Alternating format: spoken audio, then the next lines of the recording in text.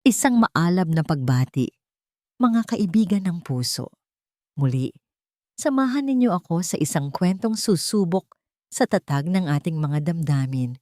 Sabi nila, ang pag-ibig ay isang sugal, isang taya kung saan ipinupusta mo ang iyong puso, kaluluwa at kinabukasan. Ngunit paano kung ang mismong laro ay sadyang marumi? Gaano kalalim ang kayang ibigay ng isang babae para sa pag-ibig? At gaano kasakit ang sugat na kaya niyang tiisin bago niya matagpuan ang tunay niyang halaga. Halina't pakinggan natin ang kwento ni Hiraya, ang nakabibinging busina ng tren, ang yumanig sa buong paligid na pag-uga ng lupa, at ang nakabubulag na ilaw na palapit ng palapit. Naramdaman ni Hiraya ang malamig na bakal ng riles sa kanyang likuran. May isang bigat na gumagapos sa kanyang mga kamay at paa.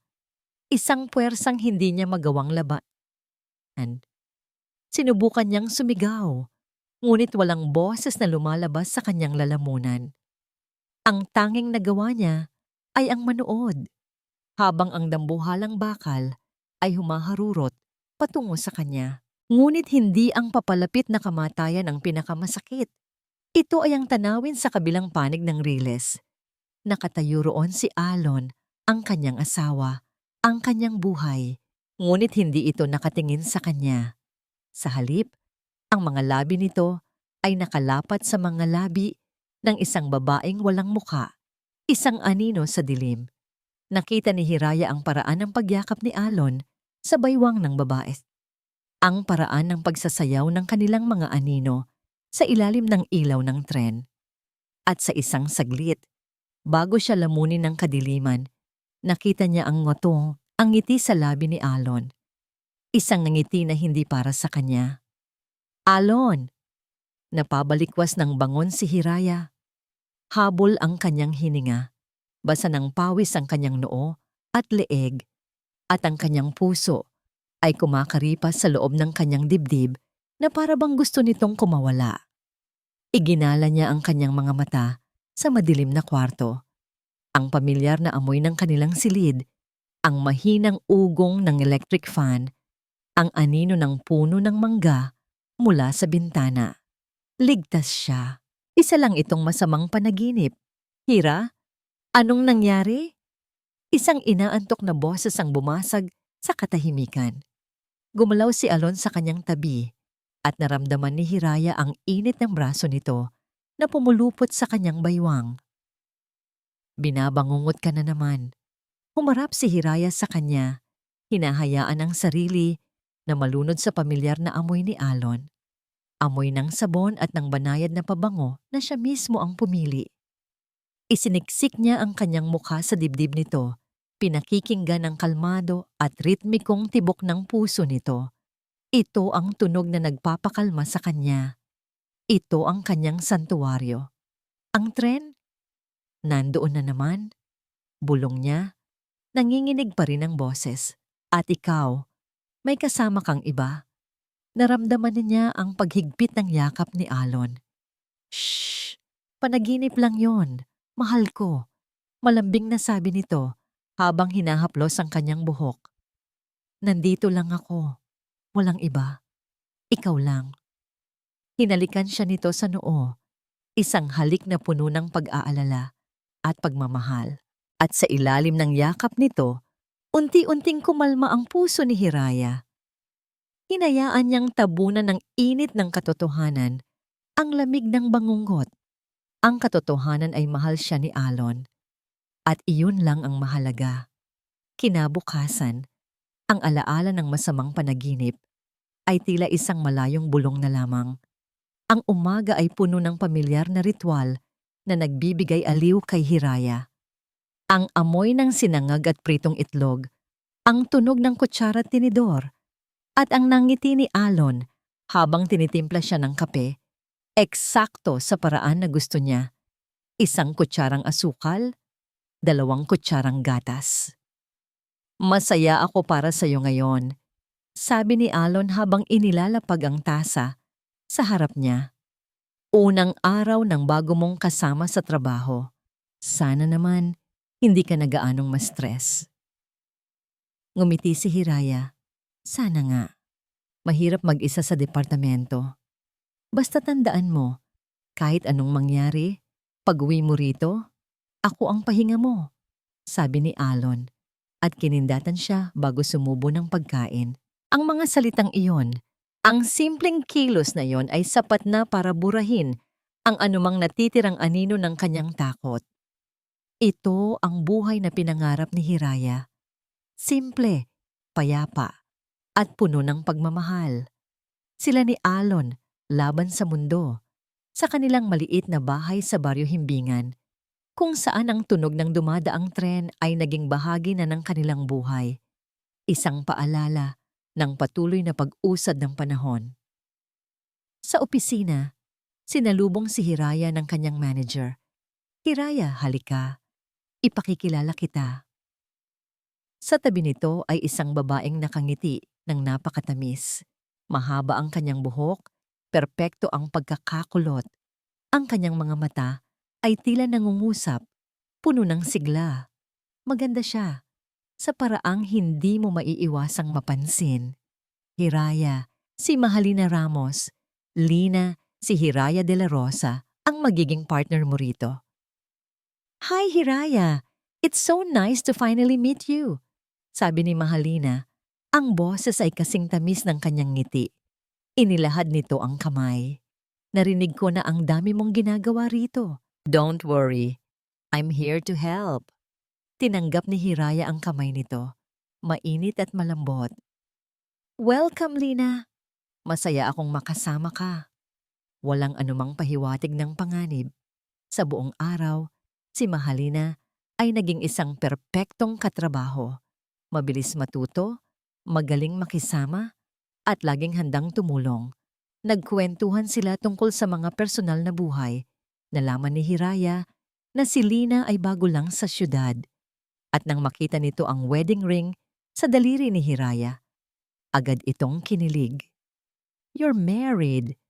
Ang swerte mo naman, sabi ni Lina na may paghanga. Ang hirap kaya makahanap ng matinong lalaki ngayon. Swerte talaga ako sa asawa ko, sagot ni Hiraya. Hindi mapigilang ngumiti sa pag-alala kay Alon. I'm sure he's just as lucky to have you, sinserong sabi ni Lina. Gumaan ang loob ni Hiraya kay Mahalina. Pakiramdam niya ay magiging mabuti silang magkaibigan. Pag-uwi niya ng gabing iyon, abot tenga ang kanyang ngiti. Naabutan niya si Alon sa sala, nanonood ng tea. Kamusta ang unang araw kasama ang bago mong katrabaho? Tanong nito, ibinaba ang remote. Ayos naman. Mabait siya. Magaan kasama. Masayang kwento ni Hiraya habang naglalapag ng gamit. Ang pangalan niya ay Mahalina. Tingin ko, magkakasundo kami. Umupo si Alon ng diretso, tila biglang naging interesado. Mahalina? Magandang pangalan. Maganda rin siya. At matalino. Dagdag ni Hiraya. Nagpatuloy siya sa pagkukwento tungkol sa kanilang araw. Ngunit napansin niya ang kakaibang kislap sa mga mata ni Alon. Isang uri ng sigla na hindi niya madalas makita, lalo na kapag tungkol sa trabaho niya ang usapan. Mukhang magaling nga siya, ha? Sabi ni Alon, tumatango-tango. Alam mo, yung project na nahihirapan ka, baka may idea siya. Mukhang marami siyang alam. Oo, yun nga rin ang sabi niya kanina. Magtutulungan daw kami bukas, sabi ni Hiraya. Ang usapan sa hapagkainan ay napuno ng pangalang Mahalina. Kung paano ito magsalita, kung ano ang mga naging karanasan nito sa dati nitong trabaho. Si Alon ay puno ng mga tanong, tila mas interesado pa kaysa kay Hiraya. Isang maliit na tinik ang nagsimulang tumusok sa puso ni Hiraya. Isang damdamin na hindi niya pinansin. Matapos magligpit ng pinagkainan at habang naghahanda na sila para matulog, naupo si Hiraya sa kama at pinanood si Alon na nagsisipilyo sa banyo. Tahimik na ang bahay. Tanging ang tunog ng orasan at ang malayong ugong ng paparating na tren ang maririnig. Pabalik na si Alon sa kama nang biglang umilaw ang screen ng kanyang cellphone. na nasa ibabaw ng side table. Hindi ito tumunog, naka-silent mode. Ngunit ang liwanag nito ay sapat na para makuha ang atensyon ni Hiraya. Napatingin si Alon sa cellphone at doon, sa isang saglit na akala niya ay hindi nakikita ni Hiraya, isang munting ngiti ang sumilay sa kanyang mga labi. Isang ngiting pribado, halos lihim. Isang ngiting hindi pamilyar kay Hiraya. Mabilis niyang dinampot ang telepono. Ang likod nito ay nakaharap kay Hiraya habang binabasa niya kung anuman ang mensahe. "Sino yan? Gabing-gabi na, ah?" Tanong ni Hiraya.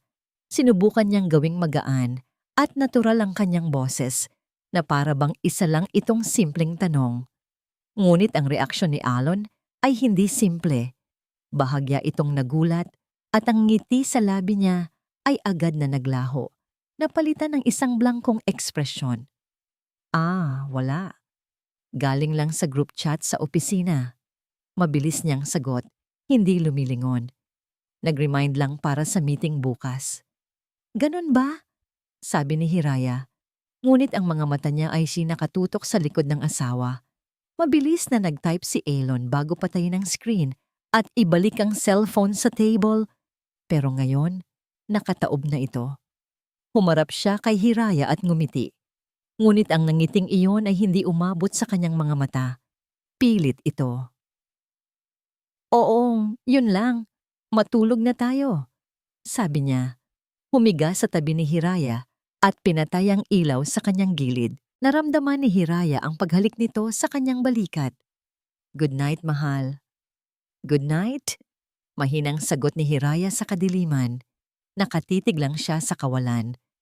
Ang munting tinik na naramdaman niya kanina sa hapunan ay biglang bumaon ng mas malalim. Isang group chat? Ngunit bakit kailangang ngumiti ng ganoon? Bakit kailangang maging bigla ang pagbabago ng kanyang kilos nang tanungin niya ito? Ang mga tanong ay nagsimulang umikot sa kanyang isipan, kasabay ng unti-unting paglakas ng tunog ng huling tren na dadaan para sa gabing iyon. Ang ugong nito ay gumapang mula sa sahig, umakyat sa kanilang kama, at tila naging musika para sa biglang pagkabuhay ng kanyang mga takot. Muling sumagi sa kanyang isipan ang bangungot, ang anino ng babaeng walang mukha. Ang ngiti ni Alon na hindi para sa kanya.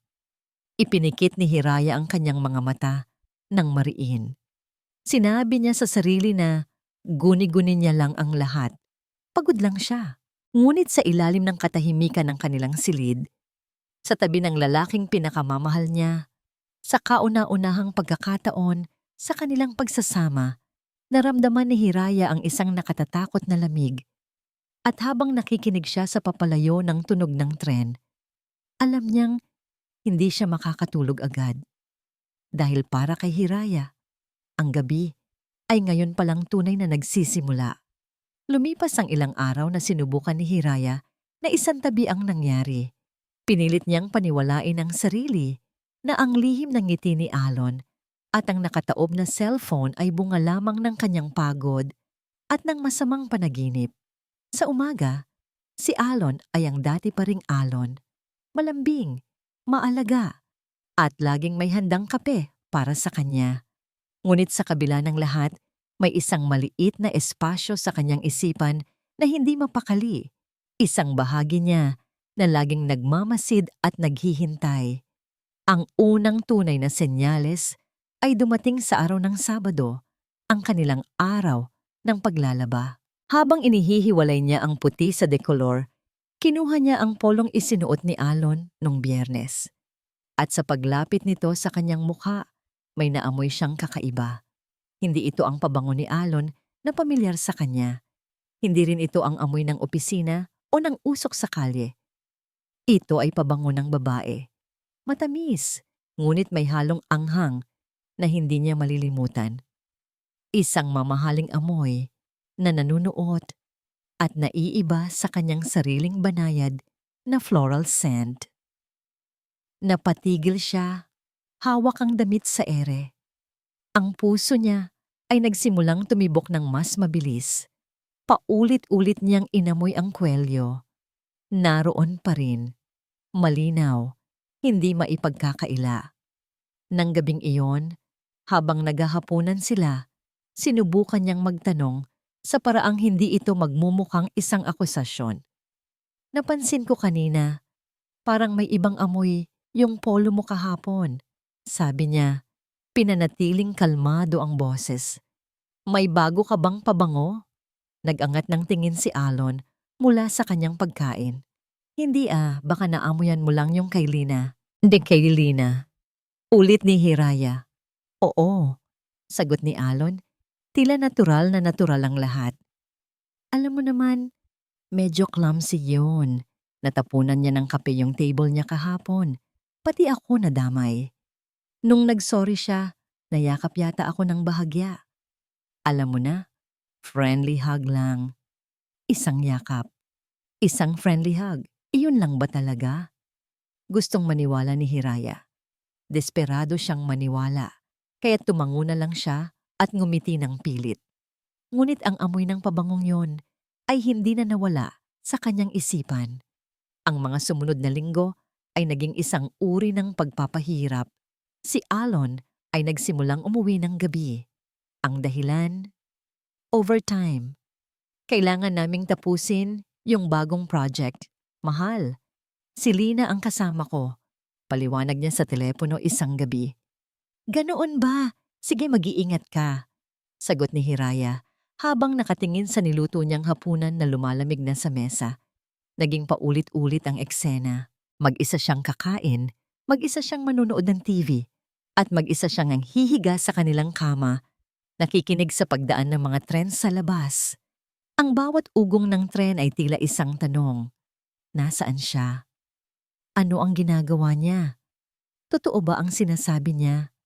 Ang pagdududa ay parang lason na unti-unting kumakalat sa kanyang sistema. Nagsimula siyang maging balisa. Tinitingnan niya ang cellphone ni Alon kapag naliligo ito.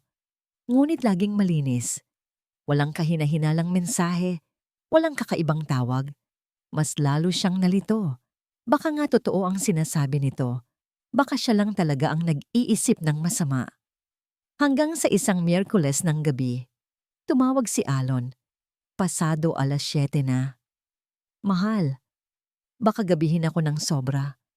Kailangan talaga naming matapos to. Huwag mo na akong hintayin. Kumain ka na ha? Okay lang. Kasama mo pa rin ba si Lina? Tanong ni Hiraya. Ang tanong ay kusa nang lumabas sa kanyang bibig. Oo. Sino pa ba? Kami lang ang naiwan dito. Sige na. Baba ko na to. I love you. Love. I love you too. Sagot ni Hiraya. Ngunit pagkababa ng telepono, naramdaman niya ang paninikip ng kanyang dibdib. Hindi niya na kaya. Nanginginig ang mga kamay, kinuha niya ang kanyang telepono at hinanap ang numero ng opisina ni Alon. Alam niyang mali. Alam niyang isa itong paglabag sa tiwala. Ngunit kailangan niya ng kasagutan. 2 ring lang. May sumagot. Security. Good evening. Magandang gabi po. Itatanong ko lang po sana, kung nandyan pa po si Alon Montenegro? Asawa niya po ito. Sabi ni Hiraya, pinipilit na huwag mautal. Narinig niya ang pagkaluskos ng papel sa kabilang linya. Montenegro, ma'am. Naku, wala na po. 5:30 pa lang po. Naka-out na sila ni Ma'am Lina. Tila nabingi si Hiraya. Ang mga salita ng gwardiya ay umalingaw-ngaw sa kanyang tainga. 5:30. Halos 2 oras na ang nakalipas. Kung wala na sila sa opisina, nasaan sila? Sige po. Salamat, sabi niya bago ibaba ang tawag. Umupo siya sa sofa, nakatulala sa kawalan. Ang kasinungalingan, napakalinaw, napakasakit. Nang dumating si Alon pasado 10:00, amoy pagod ito at mukhang pagod. Sinalubong siya ni Hiraya sa may pinto. Ang puso niya ay mabigat na parang bato. Kumain ka na? Tanong ni Alon. Hinalikan siya sa pisngi. Hindi sumagot si Hiraya. Tinitigan niya lang ito. Saan ka galing? Natigilan si Alon sa tanong niya. Saan pa? Sa opisina. Sinabi ko naman sa'yo, di ba? Huwag kang magsinungaling, Alon, sabi ni Hiraya. Ang boses niya ay nanginginig sa pinipigilang galit at sakit. Tumawag ako sa opisina. 5:30 pa lang, wala na kayo. Ang mukha ni Alon ay nag-iba. Ang pagod ay napalitan ng pagkagulat at pagkatapos ay nang-iinis. Bakit ka tumawag doon? Hindi ka ba nagtitiwala sa akin? Ano bang problema mo, Hiraya? Ang problema ko ay nagsisinungaling ka sa akin.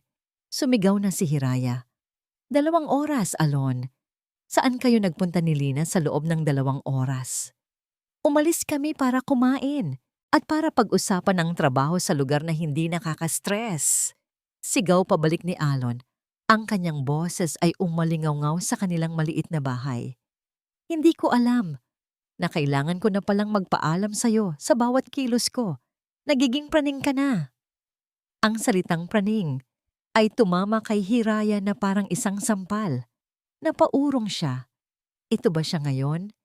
Isang asawang paranoid at walang tiwala? Siya ba ang may problema? Hindi na siya sumagot pa. Tinalikuran niya si Alon at nagkulong sa kwarto. Ang gabing iyon, magkahiwalay silang natulog sa unang pagkakataon. Kinabukasan, isang kaibigan niya mula sa dati niyang trabaho, si Rina, ang tumawag para mangumusta. Matapos ang ilang minutong kwentuhan, biglang nag-iba ang tono ni Rina. Hira, may itatanong sana ako. Sabi nito, tila nag-aalangan. Okay lang ba kayo ni Alon? Bakit mo natanong? Kinakabahang sagot ni Hiraya. Kasi, nakita ko siya kahapon. Sa kapihan si Lakbo. Kasama niya yung bago mong katrabaho. 'Di ba? Si Lina? Ang kapehan si Lakbo. Ang paborito nilang lugar. Magkatabi sila sa isang sulok. Patuloy ni Rina. At, Hira, pasensya na. Pero hindi sila mukhang magkatrabaho lang. Tawa sila ng tawa. At may isang beses na hinawakan pa ni Alon ang kamay niya habang nagsasalita. Hindi na nakasagot si Hiraya. Pinatay niya ang tawag. Ang lahat ng piraso ng palaisipan ay nagkabit-kabit na. Ang pabango, ang mga gabing pag-uwi, ang mga kasinungalingan, ang pagkikita sa kapehan si Lakbo. Gusto niyang sumigaw, magwala, magbasag ng gamit. Ngunit sa halip, isang nakakakilabot na katahimikan ang bumalot sa kanya. Kailangan niya ng patunay. Isang bagay na hindi na maitatanggi ni Alon. Kinagabihan, habang naliligo si Alon, lumapit si Hiraya sa wallet nito na naiwan sa ibabaw ng mesa. Nanginginig ang kamay, binuksan niya ito. Mga resibo, mga card, pera. Wala namang kakaiba. Aalisin na sana niya ang kanyang kamay nang may makapa siyang isang papel na nakatupi sa isang maliit na bulsa. Dahan-dahan niya itong kinuha at binuklat. 2 tiket sa sinehan para sa isang romantikong pelikula na kalalabas lang. Ngunit hindi iyon ang nagpatigil sa kanyang paghinga. Ito ay ang petsa na nakatatak sa tiket noong nakaraang Sabado. Ang araw na sinabi ni Alon na kailangan niyang pumunta sa kalapit na probinsya para sa isang biglaang business meeting. Nakatayo lang si Hiraya sa gitna ng kanilang sala, hawak ang 2 piraso ng papel. Ang mga ito ay malamig at matigas sa kanyang mga daliri. Ang katibayan, ang katapusan, ang tanging naririnig niya ay ang pagtibok ng sarili niyang puso at ang papalapit na ugong ng tren sa labas. Isang tunog na dati nagpapakalma sa kanya. Ngunit ngayon ay parang isang babala ng isang malagim na pagsalpok. Ang 2 tiket sa sinehan ay parang yelo sa palad ni Hiraya. Hindi siya sumigaw. Hindi siya umiyak. Isang nakakakilabot na katahimikan ang bumalot sa kanya. Isang lamig na mas masahol pa sa pinakamalakas na sigaw. Maingat niyang ibinalik ang mga tiket sa wallet ni Alon. Itinupi ito ng maayos at isinara. Ibinalik niya ang wallet sa eksaktong lugar kung saan niya ito kinuha. Nang lumabas si Alon mula sa banyo, nakangiti na si Hiraya. Isang ngiti na perpektong isinabit sa kanyang mga labi. Ngunit hindi kailanman umabot sa kanyang mga mata. Tapos ka na pala. Halika na. Matulog na tayo. Walang kamalay-malay si Alon. Humiga ito sa tabi niya, yumakap, at bumulong ng I love you bago tuluyang makatulog. Naramdaman ni Hiraya ang bigat ng braso nito sa kanyang baywang. Isang bigat na dati yang nagbibigay sa kanya ng seguridad. Ngunit ngayoy parang kadenang gumagapos sa kanya. Hindi siya natulog ng gabing iyon. Hinintay niya lang ang pagsikat ng araw habang bumubuo ng isang plano sa kanyang isipan. Kinabukasan, sinabi niya kay Alon na mayroon siyang team dinner pagkatapos ng trabaho at baka gabihin siya. Walang bakas ng pagdududa sa mukha ni Alon.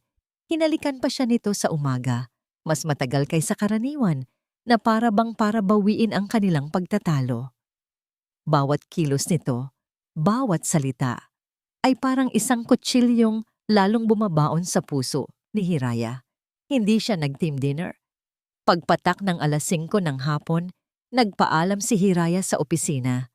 Ngunit sa halip na umuwi, minaneho niya ang kanyang kotse papunta sa isang lugar malapit sa opisina ni Alon. Ipinark niya ito sa isang eskinita kung saan tanaw niya ang entrance ng gusali. Doon, siya ay naghintay. Ang bawat minuto ay parang isang oras. Ang mga palad niya ay pinagpapawisan sa manibela. Ang paghinga niya ay mababaw. Ang puso niya ay kumakaripas sa loob ng kanyang dibdib, isang mabangis na hayop na gustong kumawala. Para siyang isang estranghero na nanonood ng sarili niyang buhay mula sa malayo. Maya-maya pa, natanaw niya ang mga ito. Sabay na lumabas ng gusali si Alon at Mahalina. Hindi sila mukhang mga kasamahan sa trabaho na pauwi na. Si Mahalina ay tumatawa, bahagyang nakasandal kay Alon. At si Alon, nakatingin dito sa paraang matagal nang hindi nakikita ni Hiraya. Isang tingin na puno ng paghanga at pagsamba. Nakita ni Hiraya ang kamay ni Alon na bahagyang dumantay sa likod ni Mahalina habang tumatawid sila ng kalsada. Isang maliit na kilos, ngunit para kay Hiraya, ito ay isang dagok na nagpabagsak sa lahat ng natitira niyang pag-asa.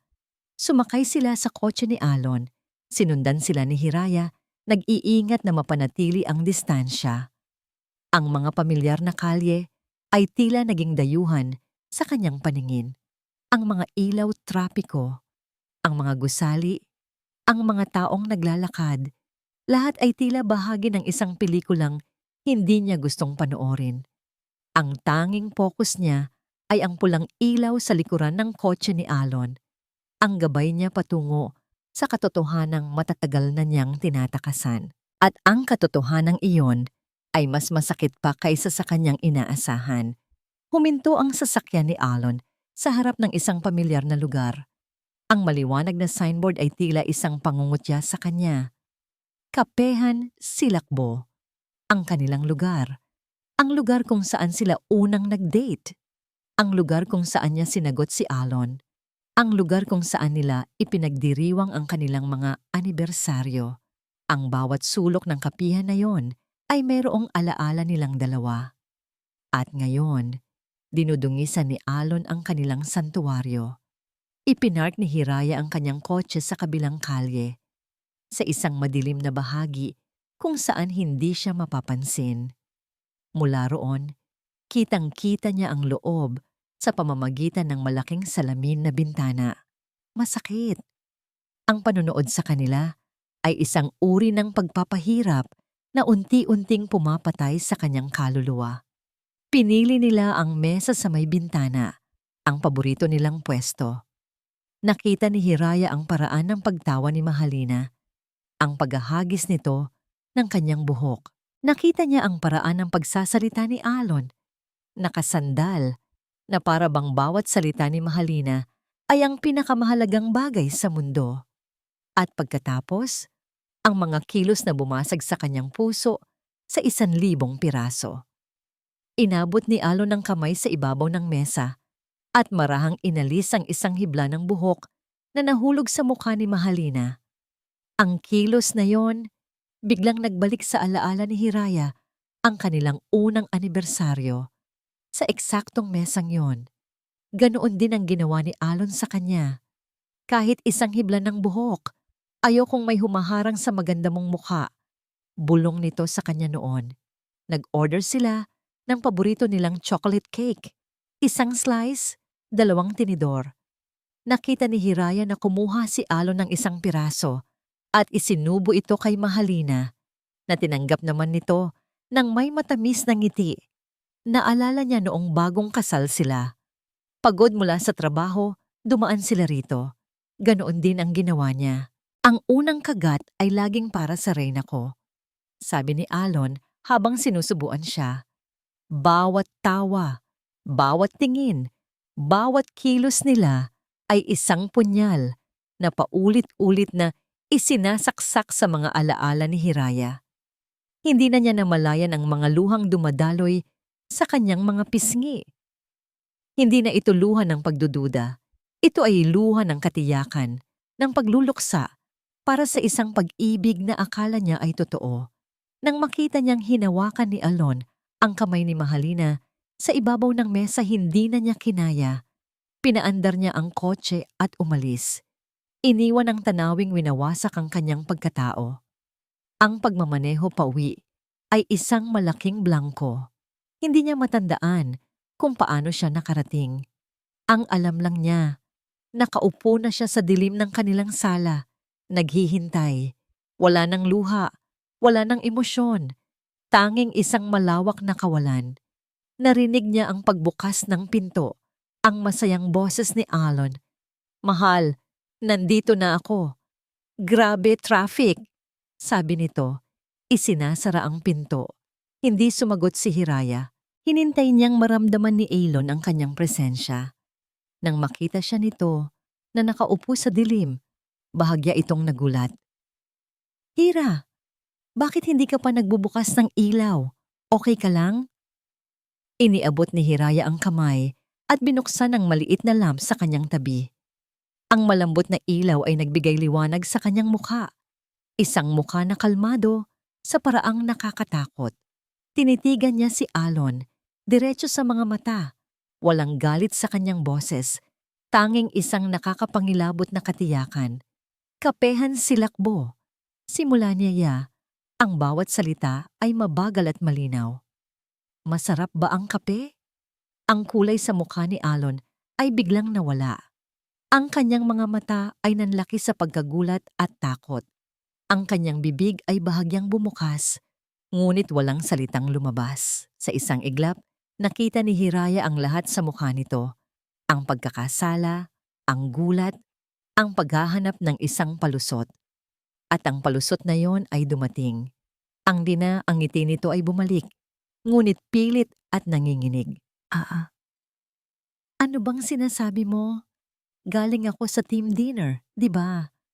Sobrang pagod na nga ako, Hiraya."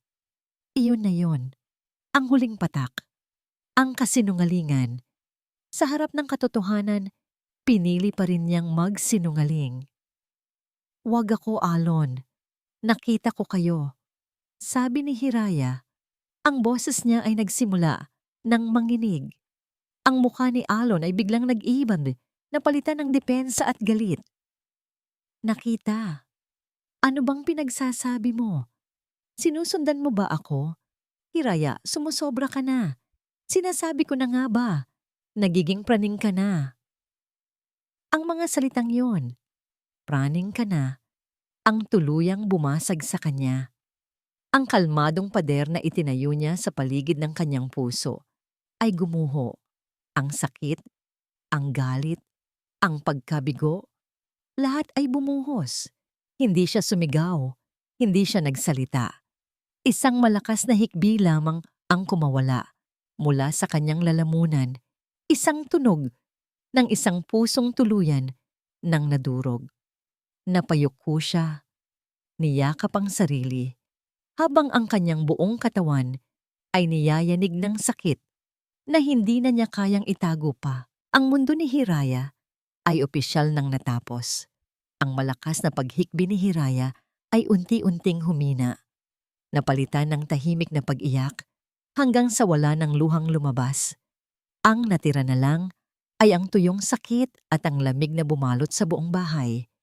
Ang katahimikan pagkatapos ng sigawan ay mas nakabibingi kaysa sa mismong sigaw.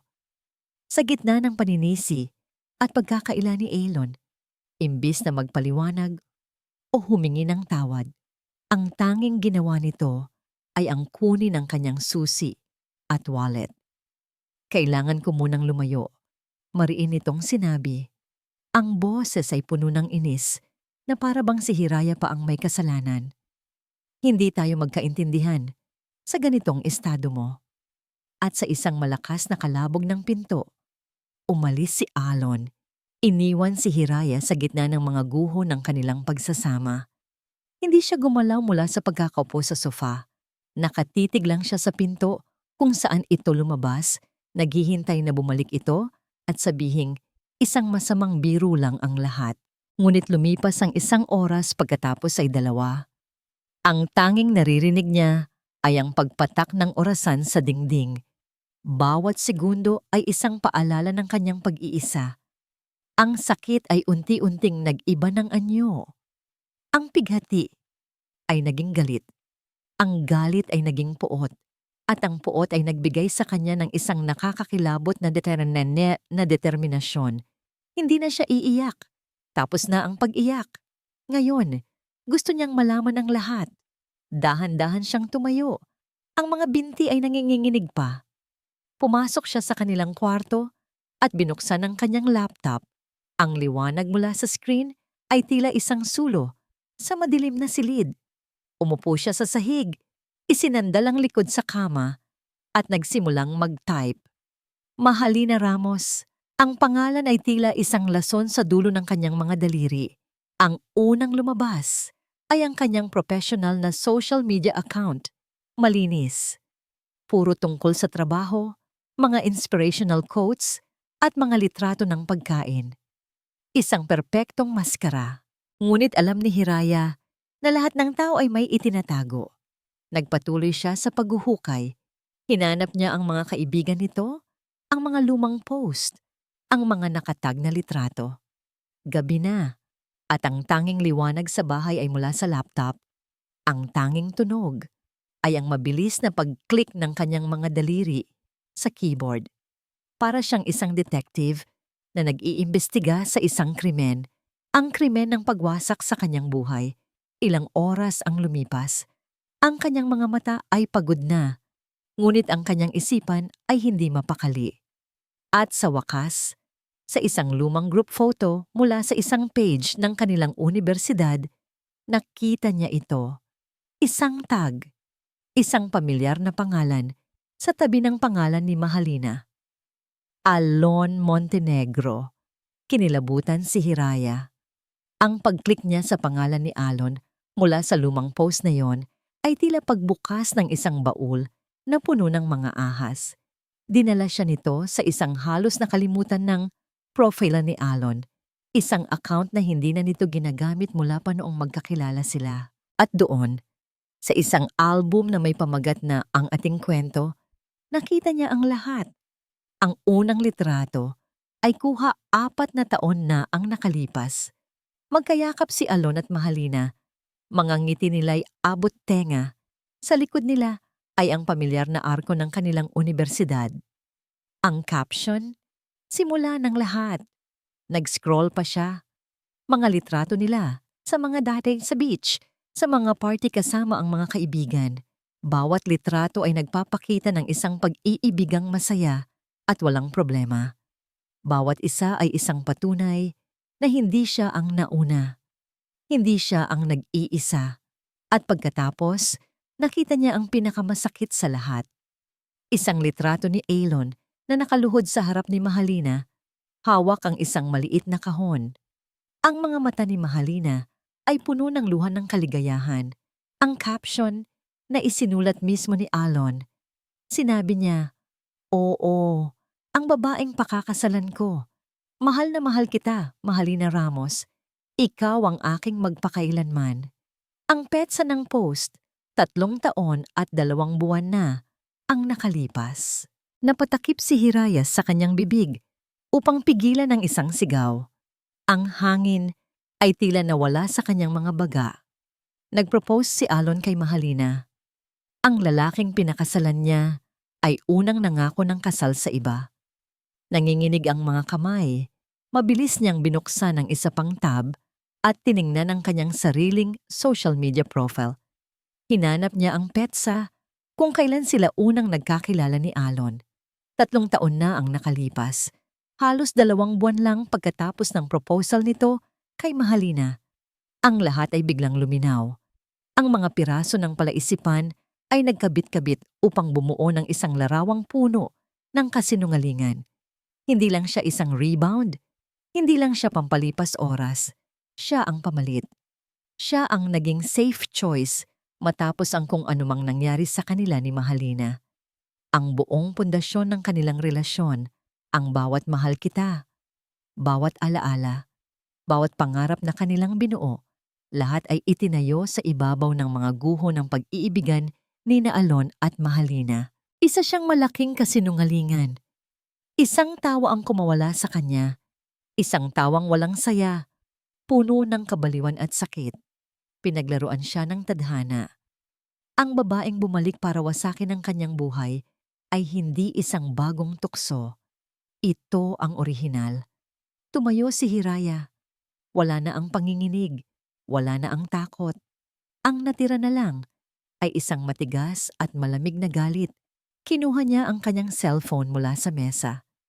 Kailangan niyang marinig ang boses ni Alon. Kailangan niyang marinig kung paano nito ipapaliwanag ang lahat ng ito. I-denial niya ang numero nito. Ang bawat ring ay tila isang martilyong pumupukpok sa kanyang sentido. 1, 2, 3. Hello? Ngunit hindi boses ni Alon ang sumagot. Ito ay boses ng isang babae. Isang boses na matamis, ngunit ngayon ay parang lason sa kanyang pandinig. Ang boses ni Mahalina. Natahimik si Hiraya. Ang kanyang dila ay tila umurong. Sino to? Tanong ni Mahalina sa kabilang linya. May halong pagkainip. Nag-ipon ng lakas si Hiraya. Nasaan si Alon? Tanong niya. Ang boses ay halos hindi makilala dahil sa pinipigilang puot. Isang mahinang tawa ang narinig niya mula kay Mahalina. Isang tawang puno ng tagumpay. Si Hiraya pala. Ang asawa, sabi nito. Ang diin sa salitang asawa ay puno ng pang-aalipusta. Naliligo siya. Baka gusto mong mag-iwan ng mensahe? Ang bawat salita ay isang sampal. Naliligo. Magkasama sila. Saan? Sa isang hotel? Sa apartment ni Mahalina? Ang mga imahe ay nagsimulang mabuo sa kanyang isipan. Bawat isa ay mas masakit kaysa sa nauna. Ibigay mo sa kanya ang telepono. Mariing utos ni Hiraya. Bakit pa? Sagot ni Mahalina. Ang boses ay kalmado at mapanghamon. Kung may sasabihin ka sa kanya, sabihin mo na sa akin. Pareho lang naman. Pareho lang naman. Ang linyang yon, ang kahulugan sa likod nito, na sila ay iisa, na ang sinasabi niya kay Alon ay sinasabi niya rin kay Mahalina na wala na siyang lugar. Narinig ni Hiraya ang pag-click sa kabilang linya. Binabaan siya ng telepono. Ibinaba ni Hiraya ang kanyang kamay na may hawak na cellphone. Tumingin siya sa kanyang refleksyon sa madilim na screen ng laptop. Ang babaeng nakatingin pabalik sa kanya ay hindi na niya kilala. Isang babaeng may mga matang puno ng apoy. Isang babaeng nawala na ang lahat. At sa sandaling iyon, alam niyang hindi na ito matatapos sa simpleng pag-uusap. Ang digmaan ay opisyal nang nagsimula. Ang manibela ay malamig at basa sa ilalim ng mga nanginginig na kamay ni Alon. Bawat pagliko, bawat pag-apak sa preno ay isang mabigat na desisyon. Ang tawag ni Hiraya kanina ay hindi isang pakiusap, isa yung utos. Ang boses niya ay kalmado, ngunit sa ilalim ng katahimikang iyon ay narinig ni Alon ang isang babala, isang huling paghatol. Magkita tayo sa istasyon ng tren. Sa platform malapit sa bahay. Dalhin mo siya. Sabi nito bago ibaba ang tawag. Kinakain ng kaba ang kanyang sistema. Paano niya haharapin si Hiraya? Ano ang sasabihin niya? Ang isang bahagi niya ay gustong bumalik, lumuhod at humingi ng tawad. Naaalala niya ang mga unang taon nila, ang tawa ni Hiraya, ang paraan ng pag-aalaga nito sa kanya, ang pakiramdam ng kapayapaan sa tuwing uuwi siya sa kanilang tahanan. Ayaw niyang mawala iyon. Ayaw niyang mawala si Hiraya. Ngunit sa kanyang tabi, tahimik na nakaupo si Mahalina. Ang pabango nito ay pumupuno sa loob ng kotse, isang amoy na nagpapaalala sa kanya ng excitement, ng panganib, ng nakaraang hindi niya magawang iwanan. Sa mga mata ni Mahalina, nakikita niya ang apoy, ang pagnanasa na matagal nang nawala sa pagsasama nila ni Hiraya. Si Mahalina ang kanyang nakaraan at ang kanyang tukso. Si Hiraya ang kanyang kasalukuyan at ang kanyang konsensya. At siya, si Alon, ay isang duwag na nasa gitna. Sinusubukang hawakan ang dalawa ng sabay. Huwag kang kabahan. Bumasag si Mahalina sa katahimikan. Ang boses ay puno ng kumpiyansa. Ako ang bahala. Panahon na para malaman niya ang totoo. Anong totoo? Kinakabahang tanong ni Alon. Ngumiti lang si Mahalina. Isang ngiting hindi umabot sa mga mata nito. Natapos na ang laro na ako dapat ang nasa pwesto niya. Dumating sila sa istasyon ng tren. Ang lugar ay halos walang tao. Tanging ang paminsan-minsang pagdaan ng mga sasakyan sa malapit na kalsada ang maririnig. Ang hangin ay malamig at ang mga ilaw sa platform ay nagbibigay ng isang malungkot at maputlang liwanag. Nakatayo roon si Hiraya. Sa gitna ng platform, ang likod ay nakaharap sa riles. Ang kanyang anyo ay tila isang anino laban sa mga ilaw. Nang humarap ito sa kanila, natigilan si Alon. Iba na ang babaeng nasa harap niya. Wala na ang malambot na ekspresyon, ang maunawaing mga mata. Ang nakatingin sa kanila ngayon ay isang babaeng may mukhang kasing tigas ng bato. Ang mga mata ay walang emosyon, na para bang isang hukom na maglalabas na ng kanyang sentensya. Sa kamay nito, may hawak na ilang piraso ng papel, mga nakaprint na litrato. Alon, sabi ni Hiraya, ang boses ay kasing lamig ng hangin ng gabi. Ang tingin niya ay nakapako kay Alon, na para bang hindi nito nakikita si Mahalina sa kanyang tabi. Ipapaliwanag mo ba to? Itinaas niya ang isang litrato, ang litrato ng proposal niya kay Mahalina. Ang caption sa ilalim nito ay malinaw, kahit sa malayo, ang babaeng pakakasalan ko. Naramdaman ni Alon na nanuyo ang kanyang lalamunan. Walang salitang lumabas. Huwag mo nang pahirapan ang sarili mo, Alon. Sabat ni Mahalina, humakbang pasulong na para bang siya ang reyna ng entablado. Tumingin siya kay Hiraya nang may ngiting mapang-asar. Ano bang hindi mo maintindihan dyan, Hiraya? Simple lang naman. Ako ang nauna.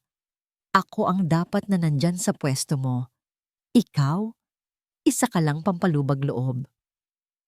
Hindi ikaw ang kinakausap ko. Maring sabi ni Hiraya, hindi inaalis ang tingin kay Alon. Siya ang tinatanong ko. Ngunit si Alon ay parang estatwa. Hindi makagalaw, hindi makapagsalita. Ang dila niya ay tila nakatali sa pagitan ng kasinungalingan at ng masakit na katotohanan. Patawarin mo ako, Hira. Iyon lang ang nagawa niyang ibulong. Isang tawang mapait ang kumawala kay Hiraya. Patawad. Hindi lang ang buhay ko ang ninakaw ninyo, pati ang mga alaala ko. Ginawa ninyong isang malaking kasinungalingan ang lahat. Sa huling salita, ang kalmadong pader ni Hiraya ay gumuho. Sa isang mabilis na kilos, sumugod ito. Hindi kay Alon, kundi kay Mahalina. Ang mga litrato ay nagkalat sa sahig. "Hayop ka!" sigaw ni Hiraya. Ang boses ay basag sa galit at sakit. Nagulat si Mahalina, ngunit mabilis na nakabawi. Itinulak niya si Hiraya pabalik. "Huwag mo akong hahawakan!"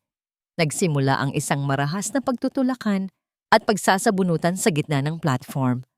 Ang mga sigaw nila ay puno ng galit at panunumbat. Si Alon ay nataranta.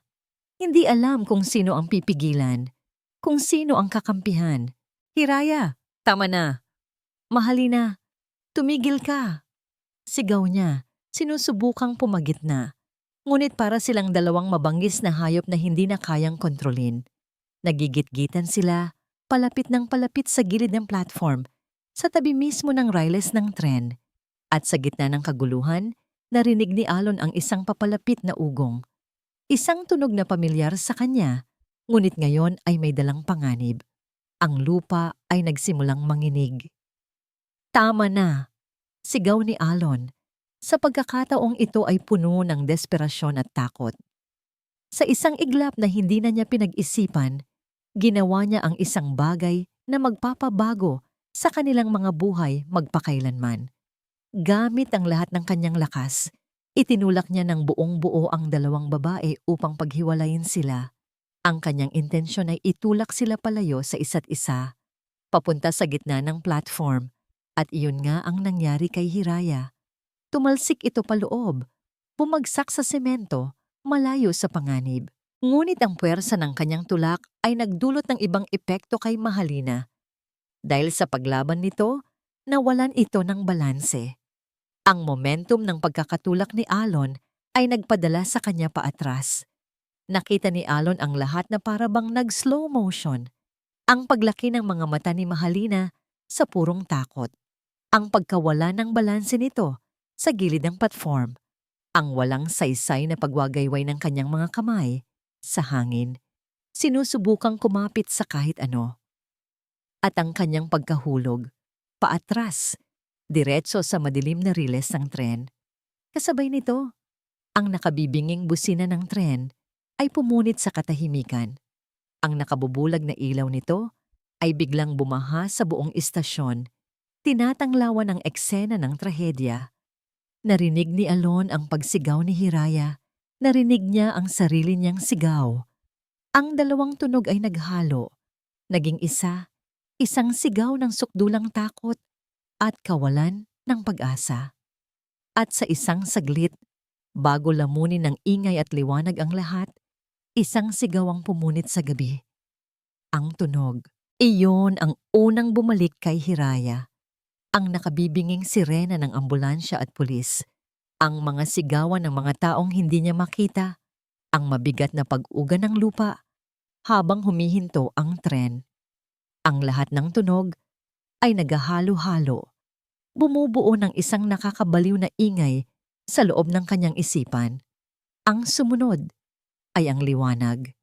Mga kumukutitap na ilaw na pula at asul, sumasayaw sa mga mukha ng mga pulis at medics na para bang isa itong malagim na pagdiriwang.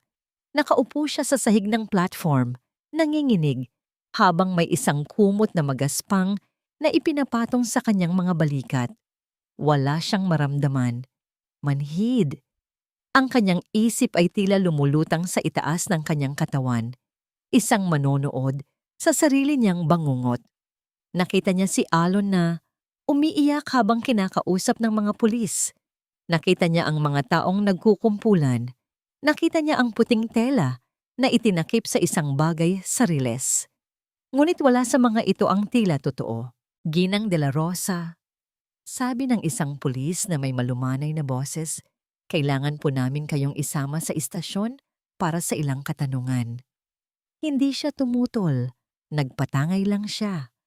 Ang paglalakbay papuntang presinto, ang pagpasok sa mga pasilyo, ang pag-upo sa isang malamig na upuan sa loob ng isang maliit at walang lamang kwarto, lahat ay malabo at malayo.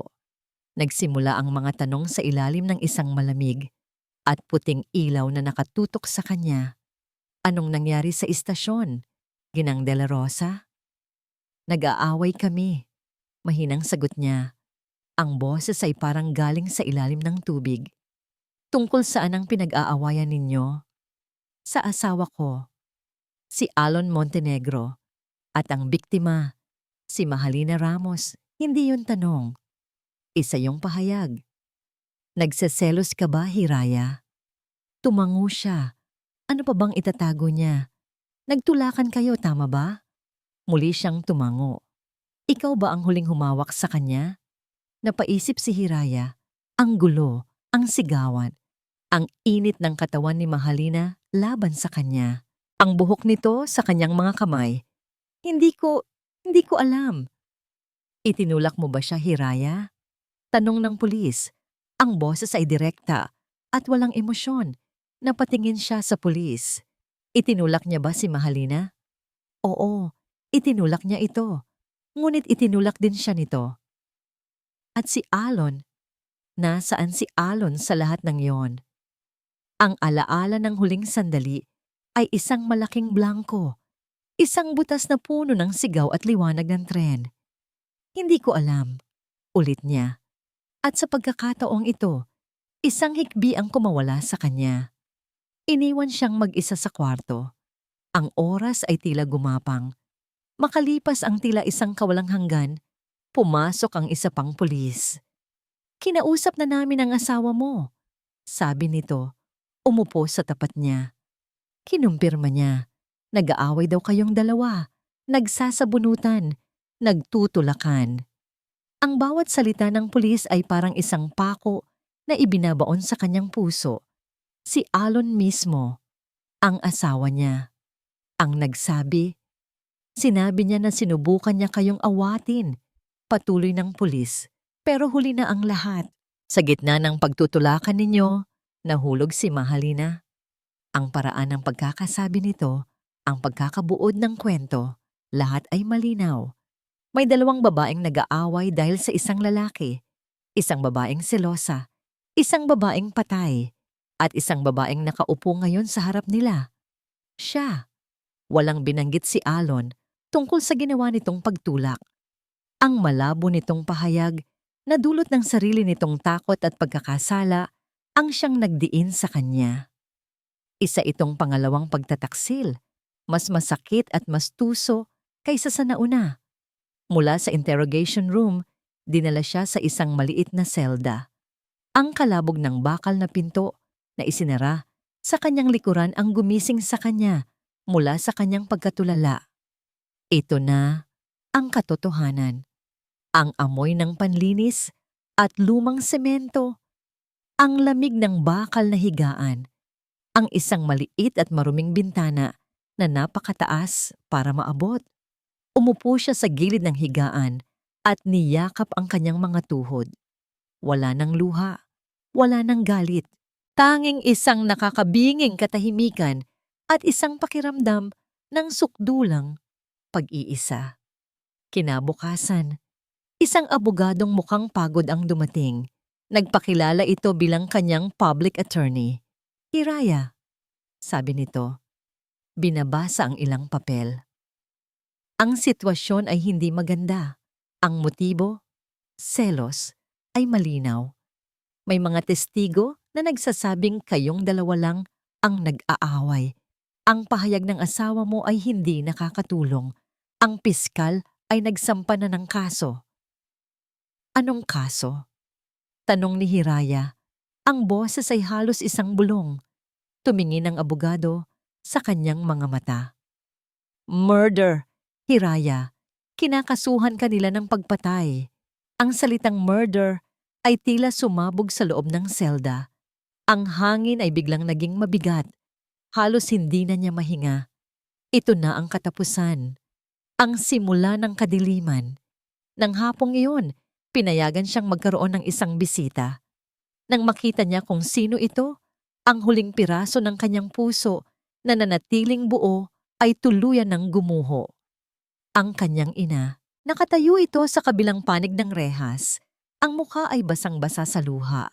Ang mga balikat ay nanginginig. Ang bawat kulubot sa mukha nito ay tila mas lumalim. Ang bawat puting hibla ng buhok ay tila mas dumami. Ang makita ang sariling ina sa ganitong estado.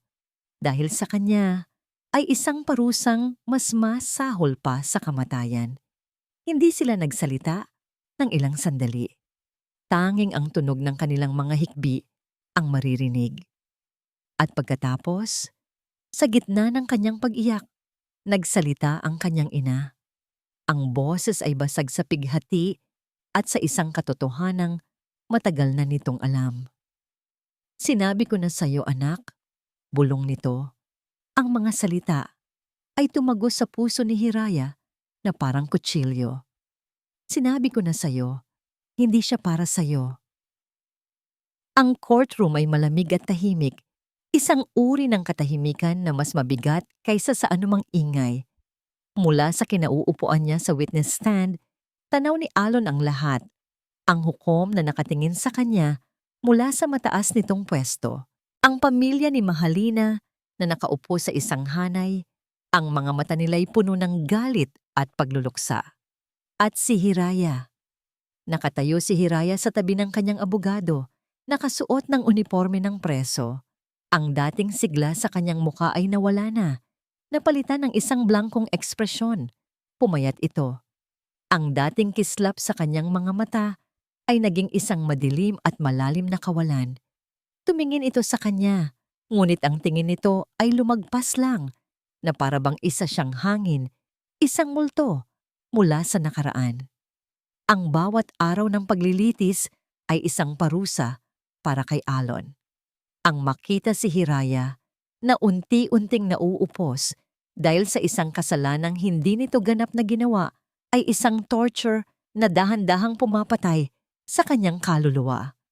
Ang kanyang unang testimonya na ibinigay niya sa gitna ng takot at pagkalito ang siyang naging pundasyon ng kaso laban kay Hiraya. Sinabi niyang nag-aaway ang dalawa, na nagtutulakan sila. Hindi siya nagsinungaling, ngunit hindi rin niya sinabi ang buong katotohanan. Ang hindi niya sinabi, ang kanyang sariling papel sa trahedya ay ang siyang unti-unting kumakain sa kanya ng buhay. Ginoong Montenegro, nagsimula ang abogado ni Hiraya, isang matandang lalaki na may kalmado ngunit matalas na mga mata. Balikan natin ang gabi ng insidente. Sabi ninyo, sinubukan ninyong pumagitna. Opo, sagot ni Alon.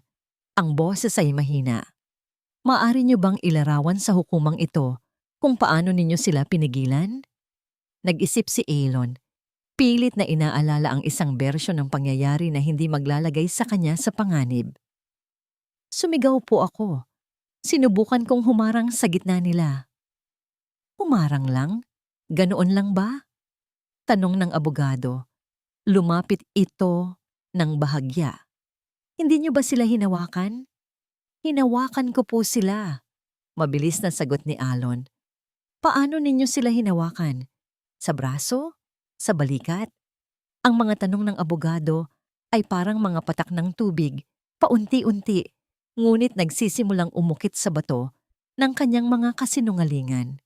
Sa bawat tanong, ang eksena sa platform ay paulit-ulit na tumatakbo sa isipan ni Alon na parang isang sirang plaka. Hindi ang malabong bersyon na ikinuwento niya, kundi ang totoong nangyari, ang sigawan, ang pag-uga ng lupa, ang takot sa kanyang dibdib. Ginoong Montenegro, nasaan po eksakto ang inyong asawa noong tinangka ninyo silang awatin? Nasa kaliwa ko po siya. Ang mukha ni Hiraya, basang-basa sa luha ngunit puno ng galit. Ang paghawak nito sa buhok ni Mahalina. At si Binibining Ramos, nasa kanan ko po. Ang mapang-asar na ngiti ni Mahalina na naging purong takot. Ang paglaban nito, ang pagtulak pabalik. Kaya nasa gitna po kayo? Opo. Nang hawakan ninyo sila, ano pong puwersa ang ginamit ninyo? Mahina lang ba? Isang tapik? O isang tulak? Naramdaman ni Alon ang pagbilis ng tibok ng kanyang puso. Tumingin siya kay Hiraya. Nakatingin pa rin ito sa kawalan na para bang wala na itong pakialam sa kahihinatnan ng lahat. At ang itsurang iyon ang mas lalong nagpahirap sa kanya. Mas gugustuhin pa niyang makita ang galit sa mga mata nito kaysa sa ganap na kawalan. Isang tulak po. Halos pabulong niyang inamin. Gaano kalakas ang tulak na yon, Ginoong Montenegro? Diin ng abogado. Maaari mo bang ipakita sa amin? Hindi makagalaw si Alon. Ang mga kamay niya ay nagsimulang pagpawisan. Ang kwelyo ng kanyang damit ay tila humihigpit sa kanyang leeg. Ang pagtulak, ang buong lakas na ibinuhos niya dahil sa takot at gulat. Ang pakiramdam ng pagbitaw ng kanilang mga katawan mula sa kanyang mga kamay. Ginoong Montenegro, muling sabi ng abogado, ang boses ay mas mariin na ngayon. Hindi ba't katotohanan na sa inyong pagkasindak, sa inyong pagnanais na matigil ang gulo, ay itinulak ninyo sila hindi lang para maghiwalay, kundi itinulak ninyo sila ng buong lakas? Ang tanong ay bumaon sa dibdib ni Alon na parang isang kutsilyo. Tumingin siya sa pamilya ni Mahalina pagkatapos ay sa hukom.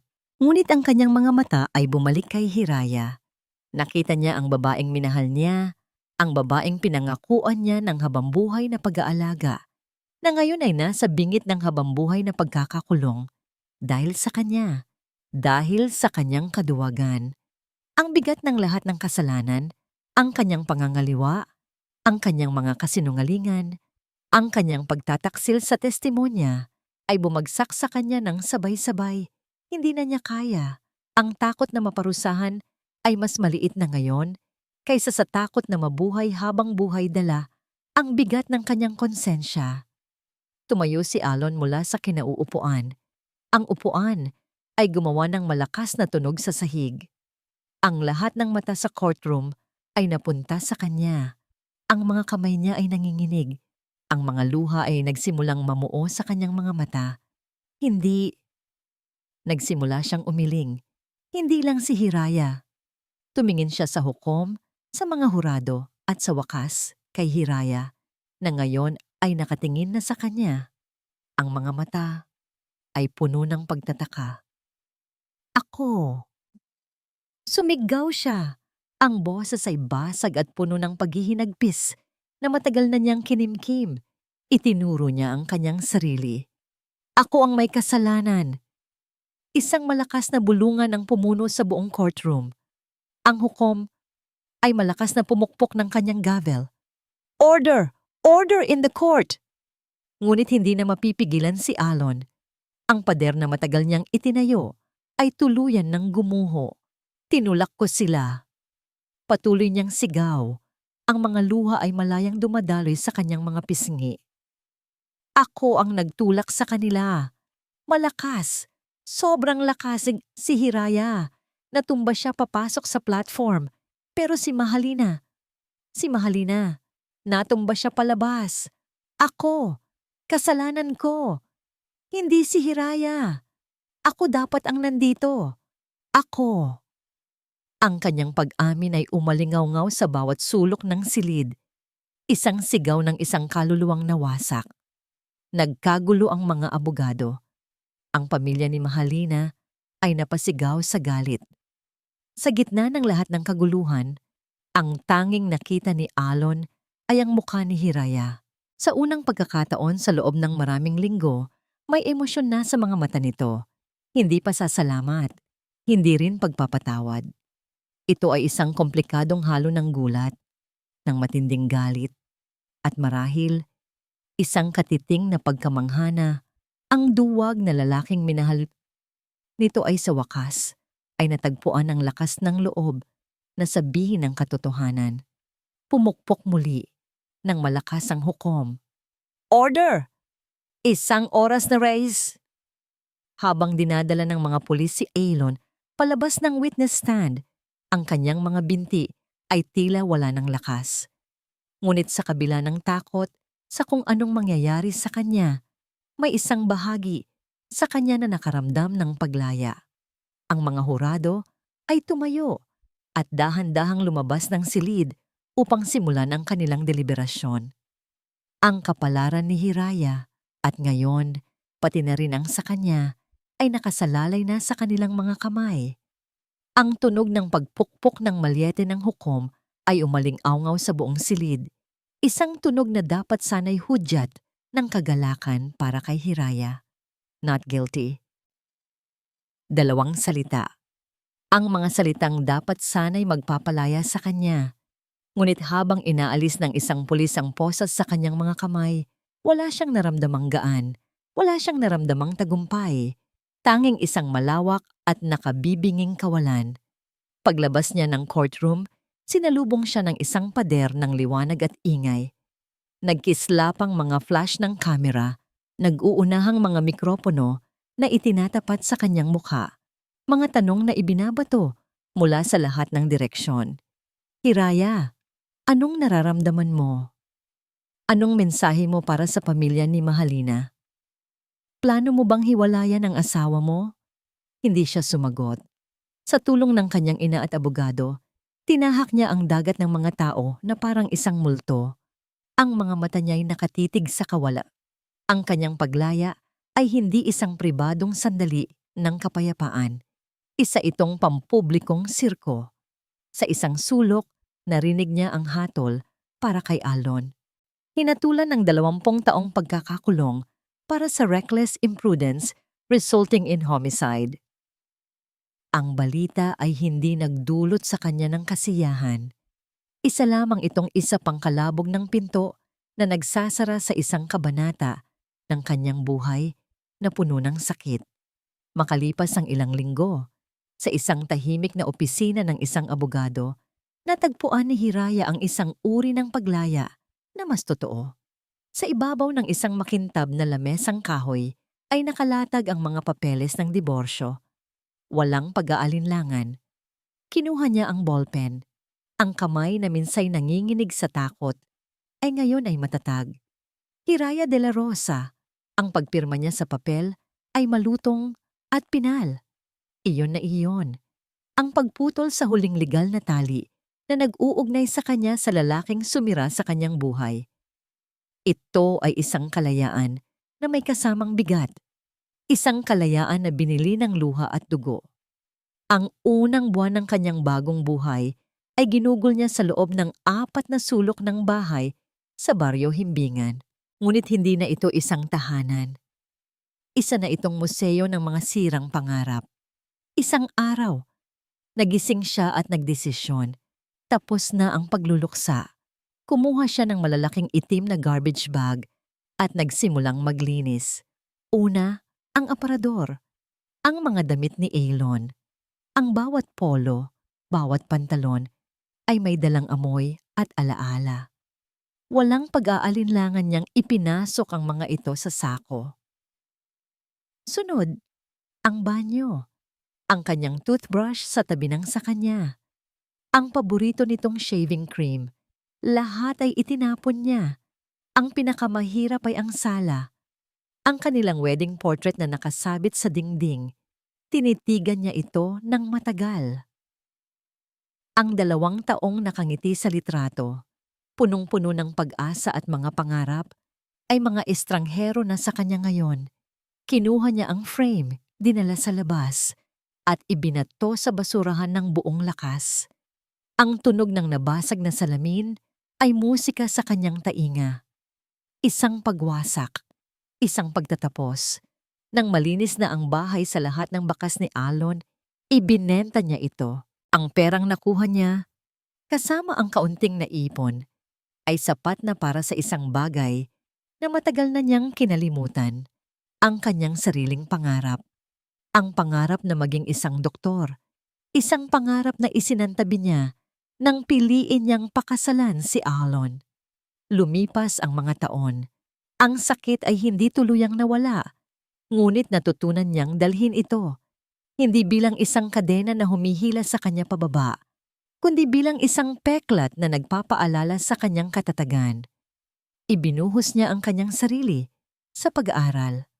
Ang mga gabing walang tulog na dati puno ng pag-iyak, ay napalitan ng mga gabing puno ng pagbabasa ng mga makakapal na libro. Ang bawat exam na naipapasa niya, bawat bagong kaalamang natututunan niya, ay isang hakbang palayo sa babaeng minsan siyang naging, isang babaeng marupok at nakadepende. Isang umaga, nakatayo siya sa harap ng isang malaki at modernong gusali. Ang amoy ng antiseptic ay pumuno sa hangin. Ang mga taong naglalakad ng mabilis sa kanilang mga puting uniforme ay ang kanyang bagong mundo. Sa salamin na pinto, nakita niya ang kanyang refleksyon.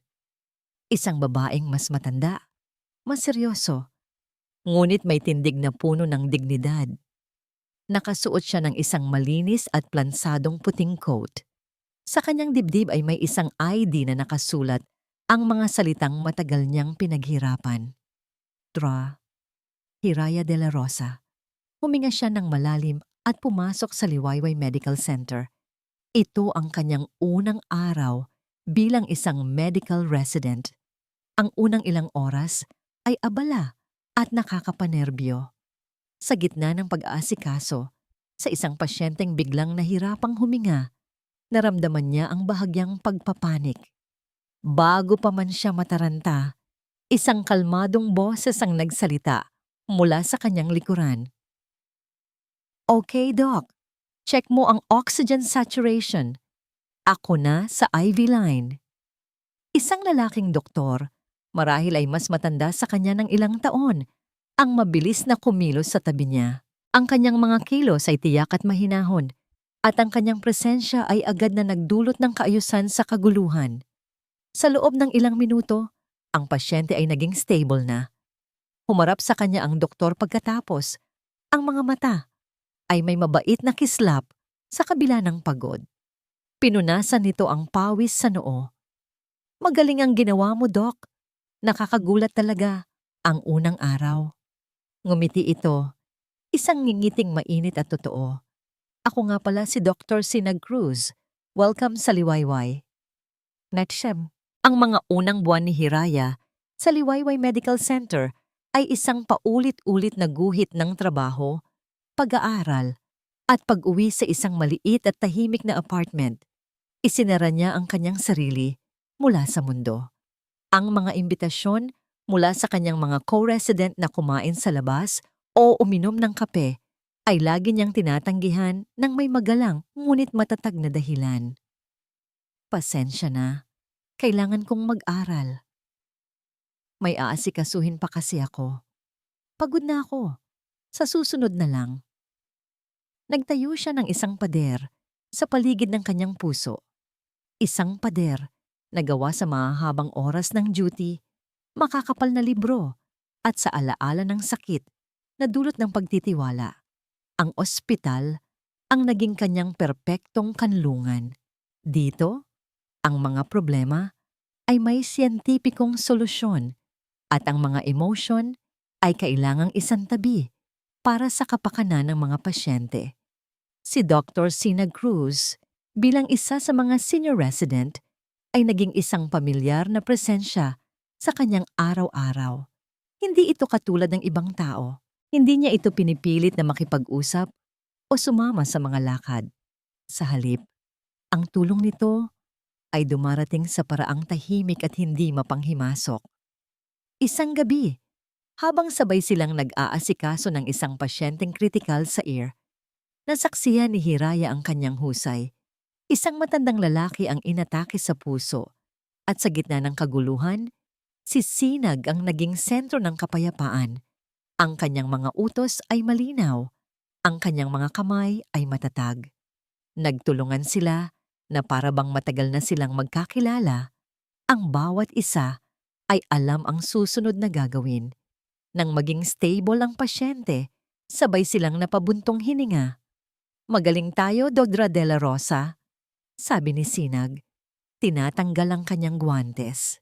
Magaling ka, Doc, pagtatama ni Hiraya.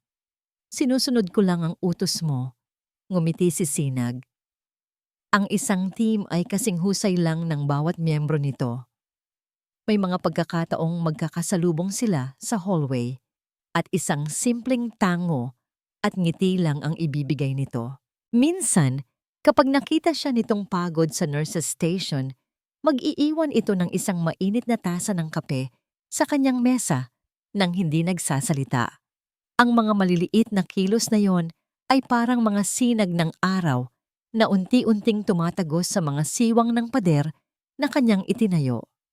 Hindi niya ito pinapansin, ngunit nararamdaman niya ang init. Isang gabi, pagkatapos ng isang 36 oras na duty, naisipan ni Hiraya na umakyat sa rooftop ng ospital. Kailangan niya ng hangin, isang sandali ng katahimikan. Doon sa ilalim ng mga bituin at sa tanawin ng mga ilaw ng syudad, hinayaan niyang bumigat ang kanyang pakiramdam. Ang pagod mula sa trabaho ay humalo sa pagod na daladala niya mula sa kanyang nakaraan. Ang ganda ng view, no? Isang boses ang bumasag sa katahimikan. Si Sinag. Nakatayo ito hindi kalayuan. May hawak na 2 styro cup ng instant noodles. Doc. Iyon lang ang nasabi ni Hiraya. Bahagyang nagulat. Nakita kitang paakyat. Naisip ko baka hindi ka pa naghahapunan. Sabi nito. Iniabot sa kanya ang isang cup. Alam kong bawal to sa diet ng isang doktor. Pero sa mga ganitong oras, ito na ang pinakamasarap na pagkain sa mundo. Nag-aalangan man, tinanggap ito ni Hiraya. Umupo sila sa isang sementadong upuan, kumakain sa katahimikan. Bakit ka laging mag-isa, Hiraya? Tanong ni Sinag, hindi nakatingin sa kanya, kundi sa mga ilaw sa malayo. Mas gusto ko lang mapag-isa, sagot niya. O baka naman natatakot ka lang. Napatigil si Hiraya sa pagsubo. Tumingin siya kay Sinag. Anong ibig mong sabihin? Lahat tayo may mga peklat, Hiraya. Malumanay na sabi ni Sinag. Ang sayo marahil ay mas malalim kaysa sa karamihan. Pero hindi ibig sabihin nun na kailangan mong harapin ang lahat ng mag-isa. Walang bahid ng paghuhusga sa boses nito. Tanging pag-unawa. Sa unang pagkakataon sa loob ng maraming taon, naramdaman ni Hiraya ang pagnanais na magkwento, na ibahagi ang bigat na pasan-pasan niya, ngunit nanalo ang takot. Salamat sa noodles, Doc, pero kailangan ko nang umuwi. Sabi niya, mabilis na tumayo. Sige, sabi ni Sinag, hindi siya pinigilan. Pero bago ka umalis, humarap ito sa kanya, ang mga mata ay seryoso. Gusto sana kitang ayain kumain sa labas minsan, hindi bilang senior at junior resident, kundi bilang 2 taong pagod na sa instant noodles. Ang imbitasyon ay simple at direkta, ngunit para kay Hiraya, ito ay isang malaking hakbang patungo sa isang teritoryong matagal na niyang isinara. Ang kanyang automatikong sagot ay, hindi. Hindi ako interesado sa mga ganyang bagay. Malamig niyang sagot. Hindi nagbago ang ekspresyon ni Sinag. Tumango lang ito at ngumiti ng bahagya, isang ngiting may halong lungkot. Okay lang, naiintindihan ko, sabi nito. Basta nandito lang ako kung kailangan mo ng kaibigan. Ang pagtanggi ni Hiraya ay dapat sana'y nagbigay sa kanya ng kapayapaan. Ngunit habang naglalakad siya palayo, isang kakaibang panghihinayang ang kanyang naramdaman. Kinabukasan, isang pasyenteng matanda na matagal na niyang inaalagaan ang naging iritable. Wala kayong alam. Mga doktor kayo, pero hindi ninyo ako mapagaling mo. Siguro ganyan din kayo sa pamilya ninyo, kaya kayo iniiwan. Ang mga salita, bagamat galing sa isang pasyenteng nalilito, ay tumama sa isang partikular na sugat sa puso ni Hiraya. Ang mga alaala ng pagtataksil, ng pag-iwan sa kanya, lahat ay bumalik. Nanginginig, nagpaalam siya sandali, at nagtungo sa pinakamalapit na on-call room. Doon, sa katahimikan, hinayaan niyang bumagsak ang mga luhang matagal na niyang pinipigilan. Hindi niya narinig ang pagbukas ng pinto. Naramdaman na lang niya ang isang presensya sa kanyang tabi. Inangat niya ang kanyang muka at nakita si Sinag. Nakatayo roon, ang muka ay puno ng pag-aalala. Wala itong sinabi. Hindi ito nagtanong. Dahan-dahan itong umupo sa tabi niya. Mula sa bulsa ng kanyang coat, Kumuha ito ng isang malinis at puting panyo. Tahimik niya itong iniabot sa kanya. Kinuha ito ni Hiraya. Ang simpleng kilos na yon, ang pagbibigay ng panyo sa isang taong umiiyak, ay isang bagay na matagal nang walang gumawa para sa kanya. Sa sandaling yon, sa gitna ng kanyang kalungkutan, naramdaman niya ang isang bagay na halos kinalimutan na niya. Pag-aaruga. At sa unang pagkakataon, hinayaan ni Hiraya ang sarili na maging marupok sa harap ng ibang tao. Hinayaan niyang makita ni Sinag ang kanyang mga luha. Ang pader na matagal niyang itinayo ay nagsimulang magkaroon ng mga bitak. Ang panyong ibinigay sa kanya ni Sinag ay itinago ni Hiraya. Sa mga sumunod na linggo, ang maliit na piraso ng telang iyon ay naging isang simbolo, isang paalala na sa gitna ng kanyang pinakaduwag na sandali, may isang taong hindi siya hinusgahan. Ang mga pader na itinayo niya sa paligid ng kanyang puso ay hindi tuluyang gumuho. Ngunit sa unang pagkakataon, binuksan niya ang isang maliit na tarangkahan. Nagsimula siyang sumabay sa pagkain ng tanghalian sa cafeteria. Tumutugon na siya sa mga simpleng kamusta ng kanyang mga kasamahan. At kapag ngumingiti sa kanya si Sinag sa hallway, isang maliit ngunit totoong ngiti na ang kanyang isinusukli. Ngunit alam niyang may isa pa siyang kailangang gawin. May isang huling buhol na kailangan niyang kalagan bago siya tuluyang makalaya. Isang huling multo mula sa nakaraan na kailangan niyang harapin. Isang araw ng Sabado. Walang pasok sa ospital, minaneho niya ang kanyang kotse sa isang direksyong matagal na niyang iniiwasan. Huminto siya sa harap ng isang mataas na pader na may barbed wire sa tuktok. Ang pambansang bilangguan. Ang proseso ng pagpasok ay malamig at impersonal. Mga gwardiya, mga bakal na rehas, ang tunog ng mga susi na kumakalansing.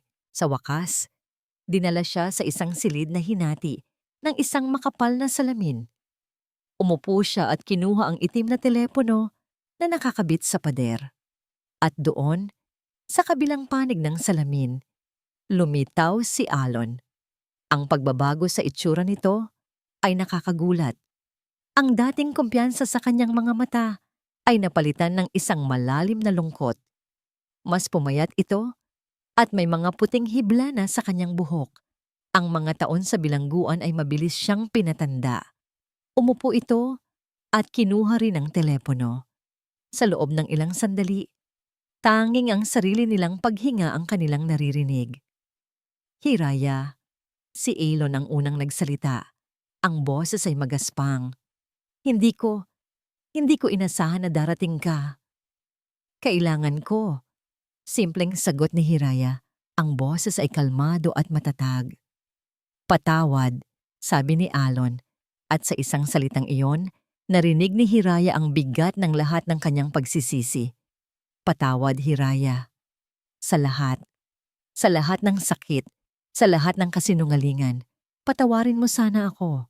Tinitigan siya ni Hiraya. Ang galit na dati nag-aalab sa kanyang puso ay wala na. Ang puot ay napalitan na ng isang uri ng pagod na awa. Ang lalaking nasa harap niya ay hindi na ang halimaw sa kanyang mga alaala. Isa na lang siyang taong nagkamali, isang taong nagbabayad na ngayon sa kanyang mga pagkakamali. Pinapatawad na kita, Alon, sabi ni Hiraya, at sa pagbitaw niya ng mga salitang iyon, naramdaman niya ang paggaan ng isang bigat sa kanyang dibdib na hindi niya namalayang matagal na pala niyang pasan-pasan. Hindi para sa'yo, kundi para sa akin. Para makalaya na ako. Isang luha ang pumatak mula sa mata ni Alon. Tumango ito. Salamat, Hiraya.